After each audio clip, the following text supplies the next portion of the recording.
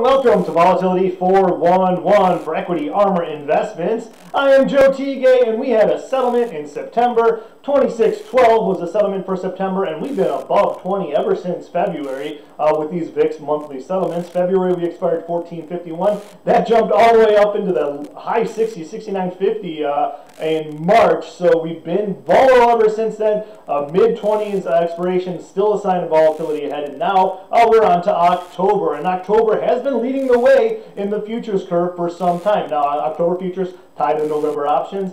People are, of course, expecting volatility in November. A big premium still in place for the VIX cash to the October futures. Very fascinating to watch how this dynamic plays out. The markets had some volatility in September. I warned you about it. Of course, October is the most volatile month of the year. This has been a volatile year. There is an election coming up, so there's a lot for volatility traders to watch out for, of course.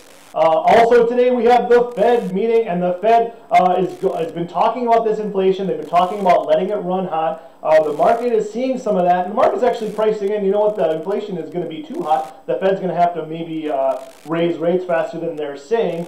Rates are kind of stabilizing, if not moving a little bit higher. And the weird dichotomy with the Fed is that talking up inflation has led the dollar to go lower, but the rates are not necessarily moving the same way.